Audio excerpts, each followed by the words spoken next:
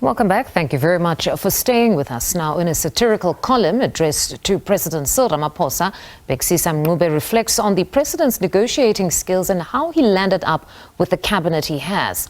Mncube is a commentator and joins us now to discuss his very interesting column. Mr. Mncube, good evening. Thank you very much for your time this evening. The composition of the GNU was one that was talked about, particularly the president's negotiating skills. You're among those that have lauded the president for those skills. Talk us through your views. Thank you, Nampondo, for having me. Well, it is an interesting time for South Africa in many respects. I didn't think that President Cyril Ramaphosa will pull it off, have a new cabinet within 14 days that he managed. And also, it was not just a cabinet that is a grand coalition. You know, he managed to spread the cake, as it were, to harness the productive capabilities of our politicians, bring them to one room so that they can get South Africa going again. Mm-hmm. So it is a pleasing experience to watch. And, as a person who watches our politics closely, I think that was the best that it could be for South Africa. The Democratic Alliance, though, drove a hard bargain, particularly arguing at every turn the proportionality argument that it needs to be representative of what exactly political parties got at the polls.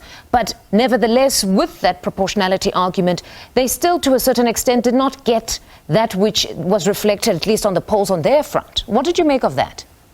Well, they were outsmarted by President Cyril Ramaphosa.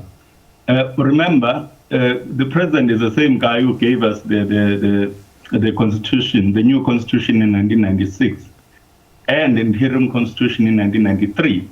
So he has been in the trenches of negotiating difficult political issues for a very long time, something he started when he was in his 30s.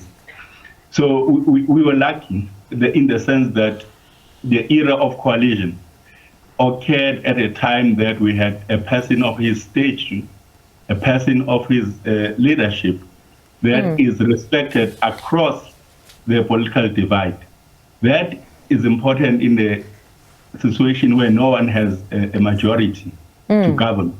So the DA, they did drive a hard bargain. It was amusing to watch, but they came the second best. But they said they were blindsided by the decision to expand the executive, that one, because they'd never endorsed, at least they were strong advocates of the executive needing to be reduced significantly. And now you have also, though, criticized that what exactly will the several deputy ministers do exactly? Well, I once worked for government, and I can tell you now that you can work nicely in the ministry with a deputy minister, so that the minister and the deputy minister share their responsibilities. But once we have more than one deputy minister, you are, in other words, distributing patronage is no longer about threatening the arm of the executive. And we must also remember that deputy ministers are not even members of cabinet.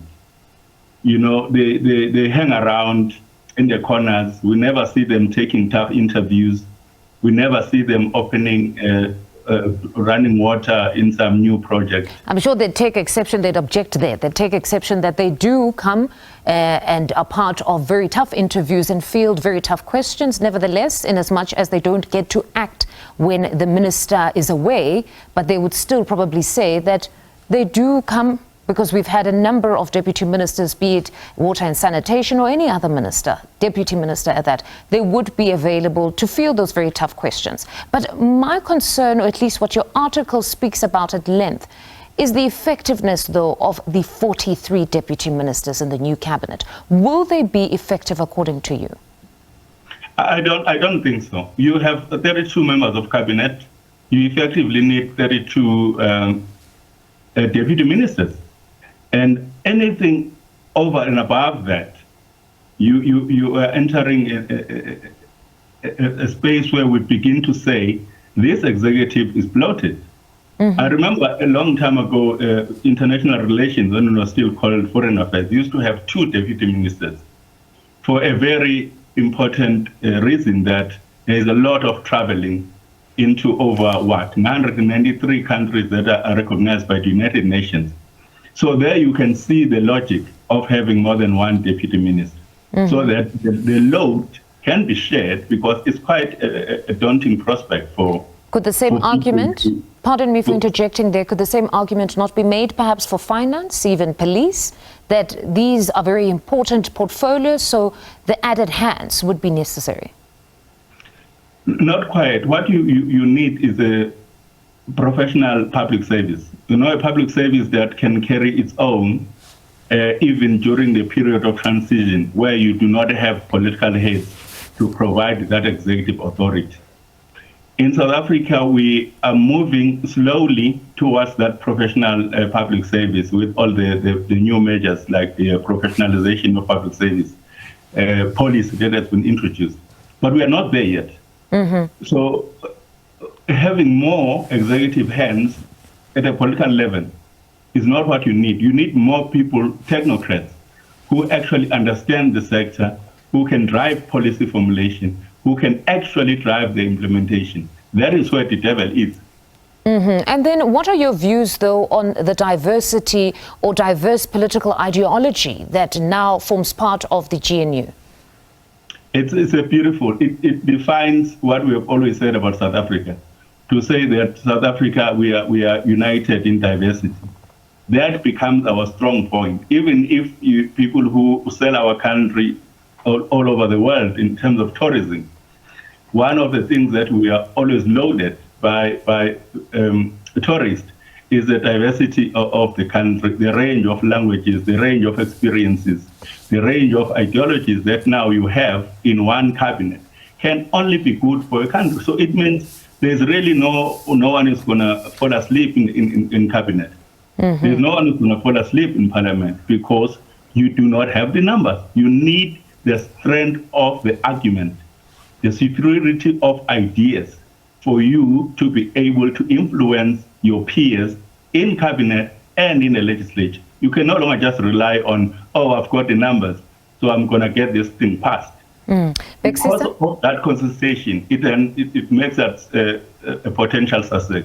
And I suppose it will all be to society's benefit, that you'll have all these ministers looking to outshine each other, and then in the end, society benefits. Bhekisisa, thank you very much for your time this evening. That's Bhekisisa Mncube. He's a commentator speaking to us on the GNU.